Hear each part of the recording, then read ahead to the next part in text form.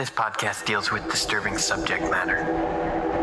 Listener discretion and headphones are advised. It's time to open the door to your mind.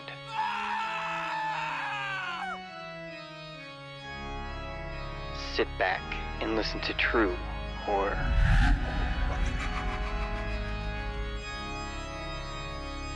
But be careful of what you allow in.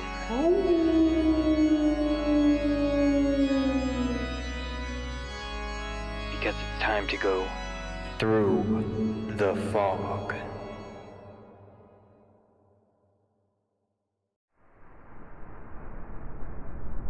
And we're done. Hell yeah, we're getting out of here. Again. Again? And again. And again. And again. What? No thank you for bringing you together?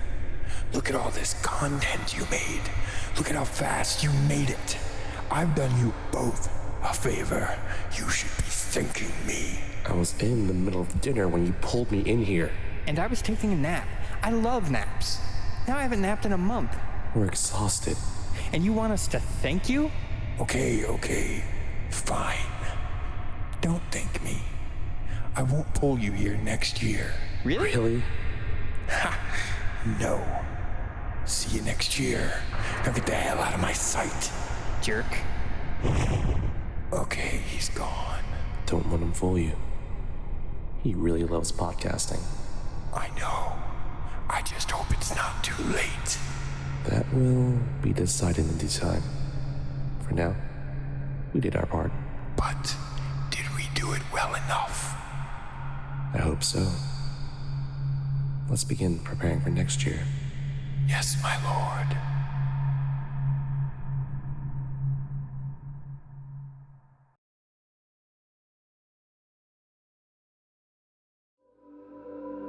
I'm DarkHero, and this story's called Death to a Narrator, Part 2.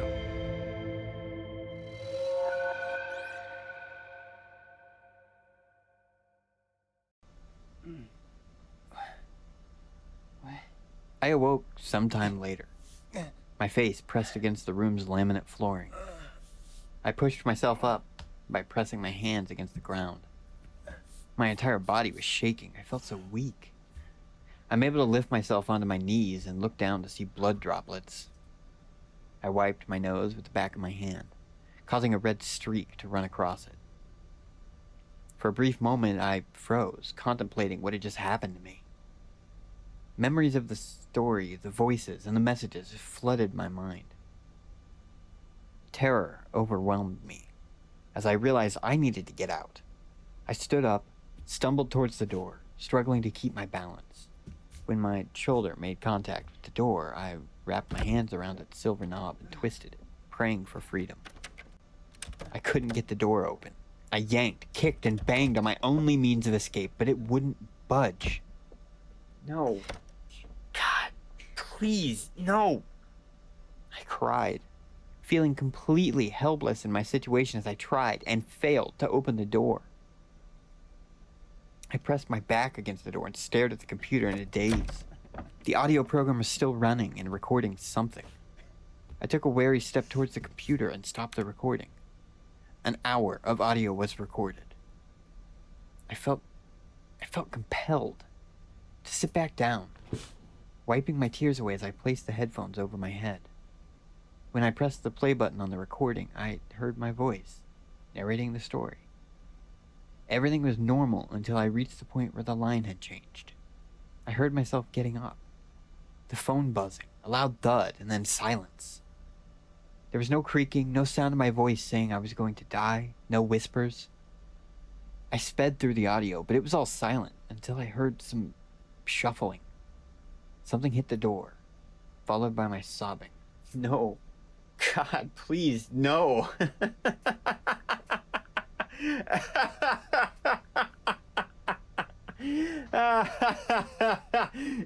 My sobs turned to maniacal laughter, and my voice hissed, "God can't help you." The computer screen went black, and I could only see a faint reflection of myself with a terrified expression on my face. I could see a body dangling by a rope around his neck. My neck. I stared at the corpses swaying back and forth until it abruptly stopped and turned to face me.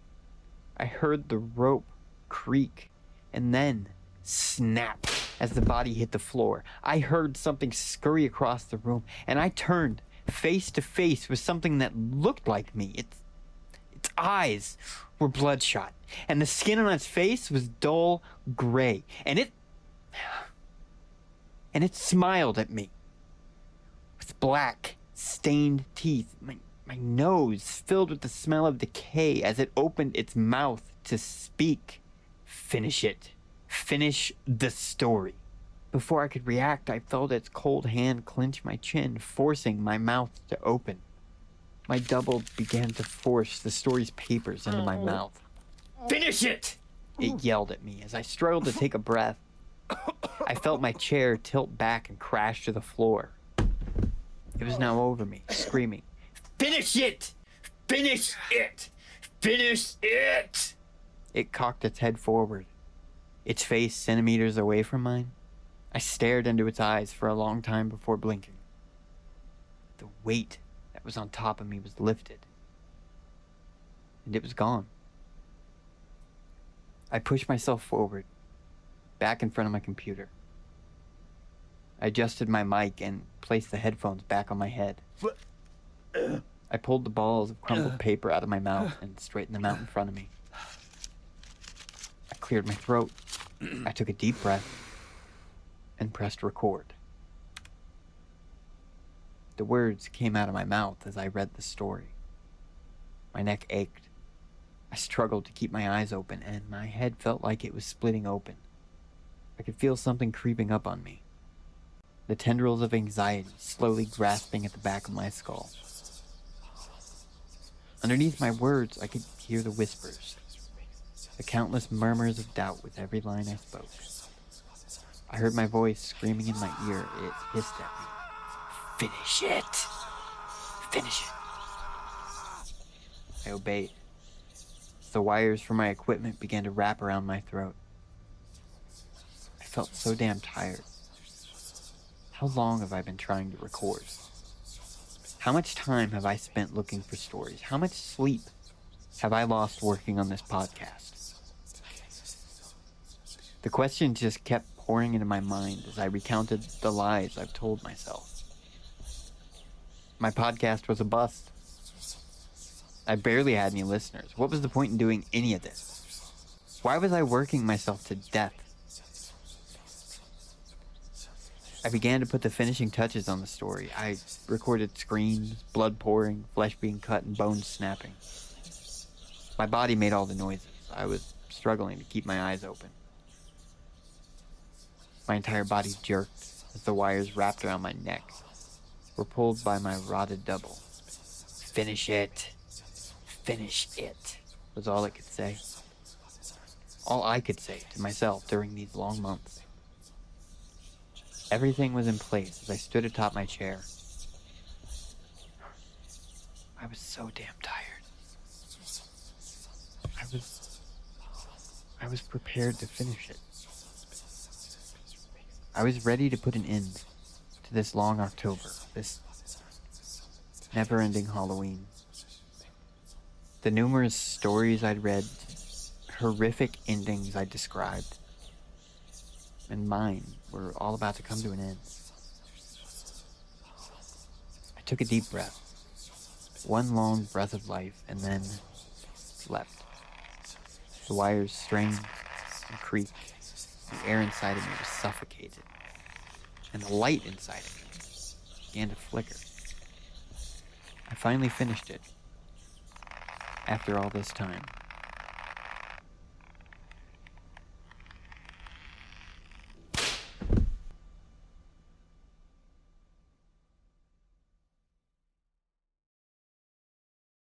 And there it is.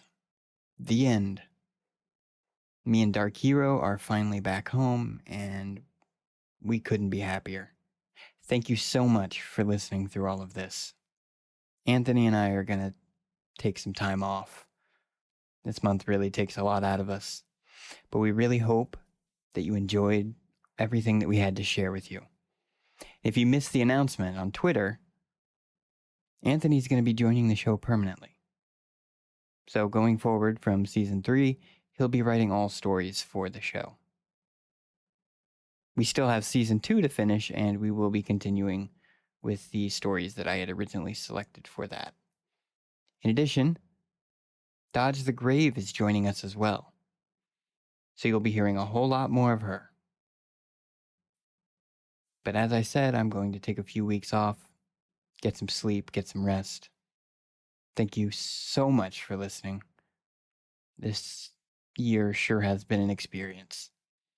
I'll see you next time. Happy Halloween. Through the Fog is recorded and edited by Intro and outro by Katie Kemp. For more stories, go to www.throughthefog.org. We'll be back in 2 weeks, so keep your eyes on the fog.